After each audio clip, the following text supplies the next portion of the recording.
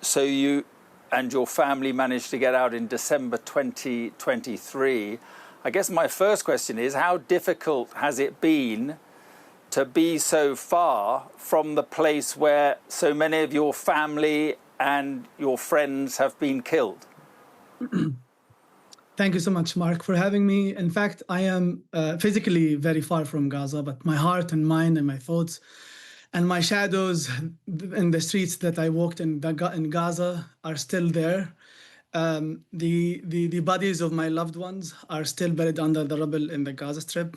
On September 25th this year, just 3 weeks ago, a second cousin of mine, Mosab Abu Toha, was killed in an airstrike with his wife and their 4 children.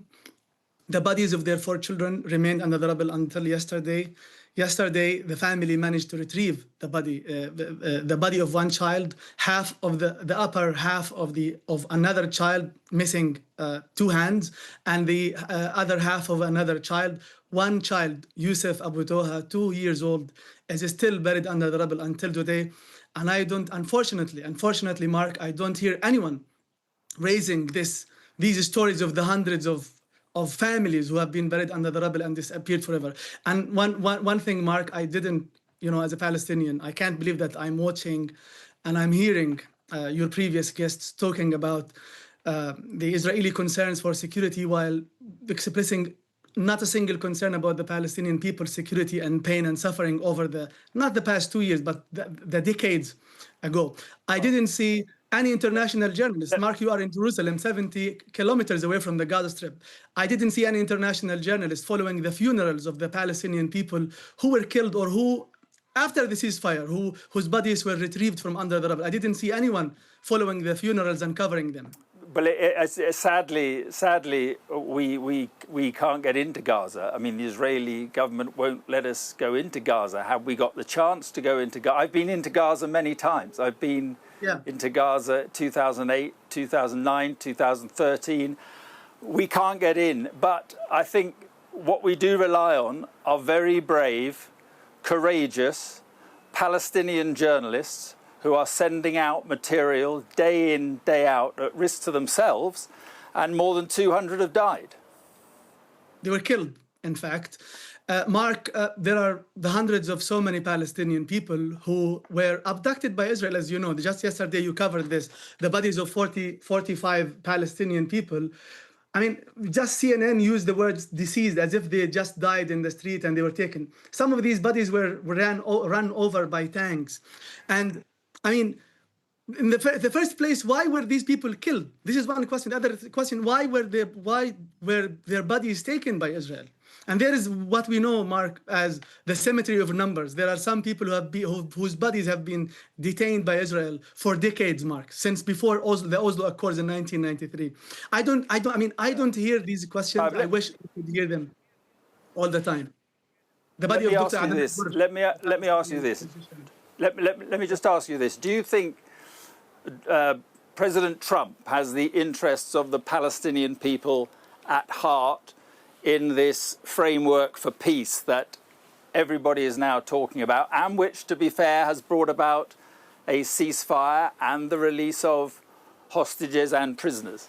Do you think he has the interests of the Palestinian people at heart? I mean, he does have the power, but I don't believe that he has any interest, because if he really did have an interest, he would have ordered Israel to completely stop the fire. By the way, you said ceasefire. Well, yesterday Israel killed 7 people in Khan Yunis and in Shuja'iyya neighborhood in Gaza City. Today Israel abducted 9 people in Rafah. So I don't understand. I mean, it's true that the bombs stopped falling on people, on our families.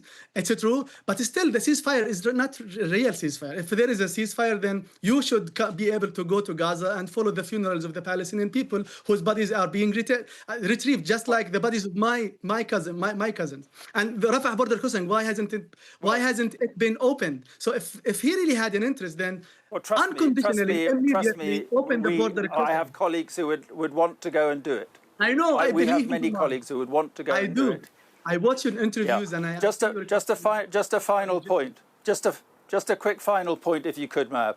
How concerned are you by what is happening now with the remnants of Hamas? As the reports are coming out that there are these There's violence, there's fighting, there's many deaths with other rival gangs. How concerned are you about that going on in Gaza right now? I think this is very unfortunate. This is what I want to see as a Palestinian. I don't wish to see Hamas or any other Palestinian faction killing other people, even if they were collaborators. I mean, this is my personal opinion. I don't like to see Hamas or any person shooting someone in the street in front of other people. I see this as an unacceptable thing. But Mark, one important thing. Israel is very interested in seeing Hamas doing this. Israel has made sure that there's no order in Gaza. When the Hamas police in Gaza tried to organize the aid trucks, they were killing them. Israel destroyed all the infrastructure in Gaza, whether it's civilian, whether it's educational, anything. So Israel made chaos in Gaza.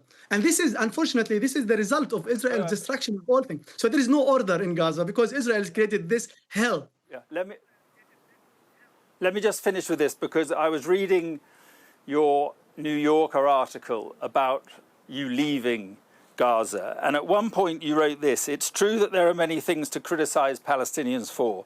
We're divided, we suffer from corruption, many of our leaders do not represent us, some people are violent, but in the end we Palestinians share at least one thing with Israelis. We must have our own country or live together in one country in which Palestinians have full and equal rights." My last question is, do you think that will happen in the near future or at all in the future? Mark, it's important to remind everyone that I wrote this article in December 2023, so about 2 years ago. And in fact, this is what I want to live. I want to live in peace, but in freedom and dignity, equality for everyone. I mean, I don't care whether it's Israelis, Americans. I treat everyone as equal. But when these people, the Israelis, most of them, are okay with the genocide that have been unfolding again on Gaza. I mean, Mark, I'm not talking about Palestine. I'm talking about myself. I am the story. My father-in-law was killed in an airstrike in August 2 months ago while he was trying to get aid from the Zakim aid crossing. So I really wish to live in peace, but this peace should be shared by everyone. This feeling of equality, of peace, of dignity should be shared. I don't see this, in the Israeli streets. And unfortunately, I see the media portraying Palestinians as if they are being killed by someone. They don't name the aggressor. So these people, the 45 people, they are not deceased Palestinians. Where is the word Israel? Who killed these people? Whose tanks ran over these bodies? I wish to see peace, not only in the Holy Land, but also by the media. I wish they named the aggressor, the killer. This is where peace starts from, not only Palestinian, Israeli, but thank you very much. Could help us with that. All right, thank you. Thank you very much for being with us.